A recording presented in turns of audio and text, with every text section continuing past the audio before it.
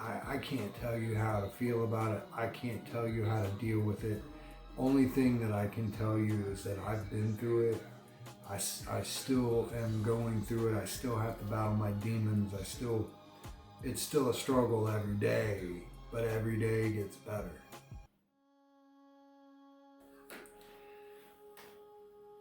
With the fear of rejection, or with the rejection issues that I dealt with in my early time, I remember my dad,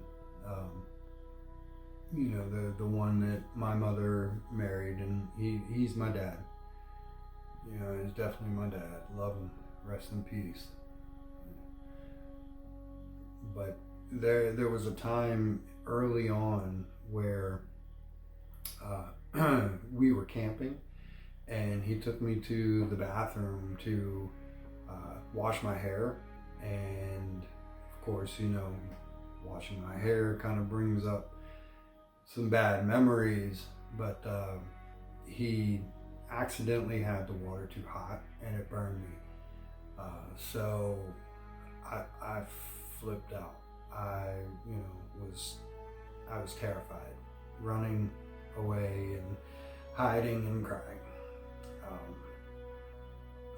Another time he was playing. I'm not sure why he felt it was funny, but I was sitting on my bed in my room, and he came in with his belt and was popping it, and he said, "It's time for your daily beating."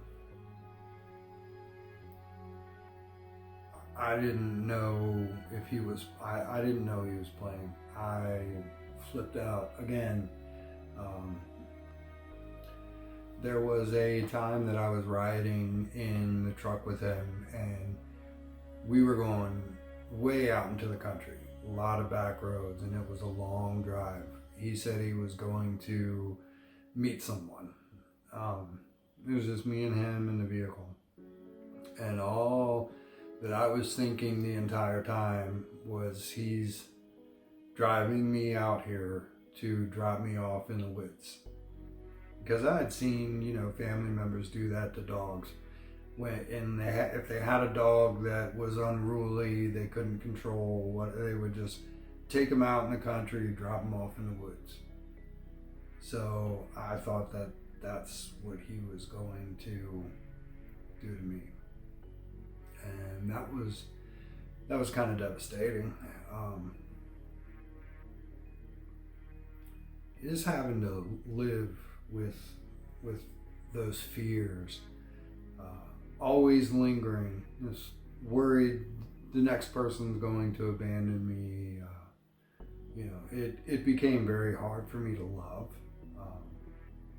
Still to this day, it's very hard for me to have that kind of deep connection, because as a child, everyone that I loved, everyone that I was supposed to love, that was supposed to love me, they showed it with some form of abuse.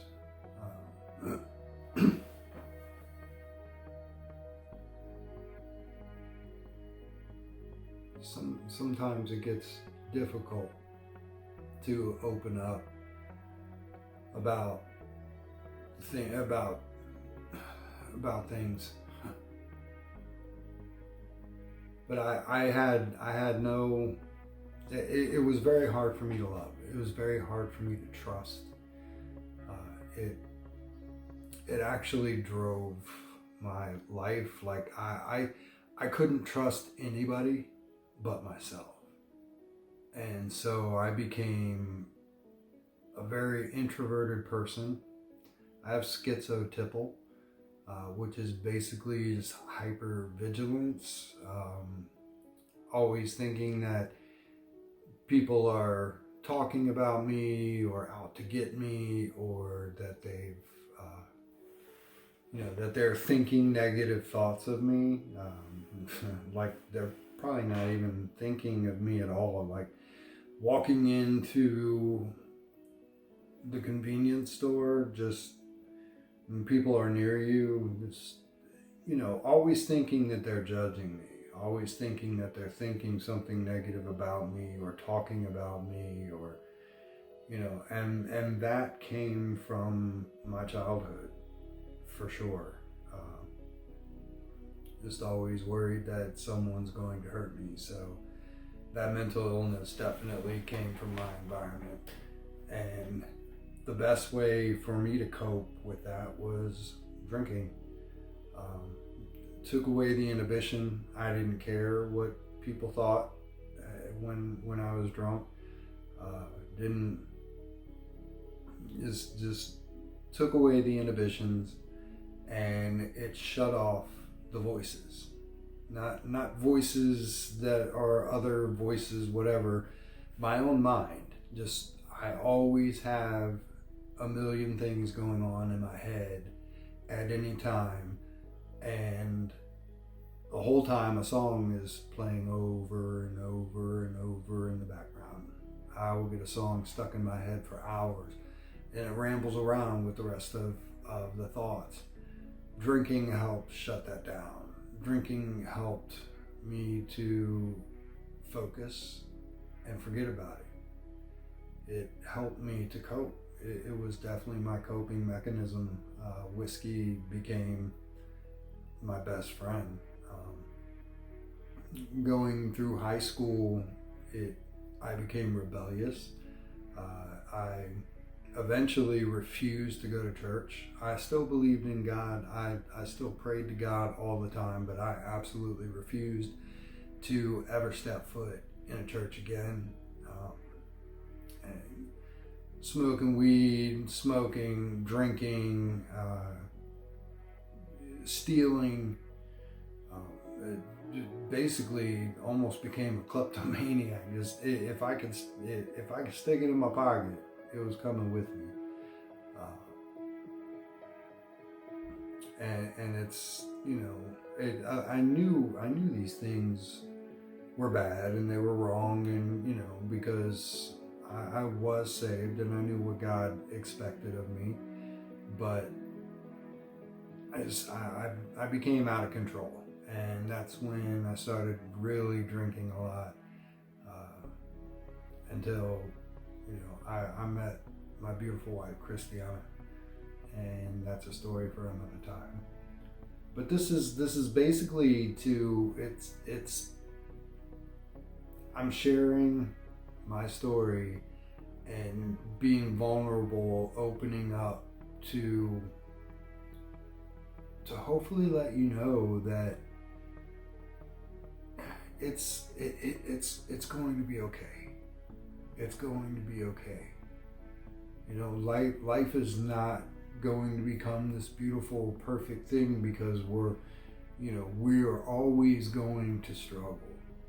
It's just struggle is a part of life, and the struggle is actually what makes us stronger. It makes us more capable of being able to reach others because we can relate. We've been there. The struggle brings us closer to God too.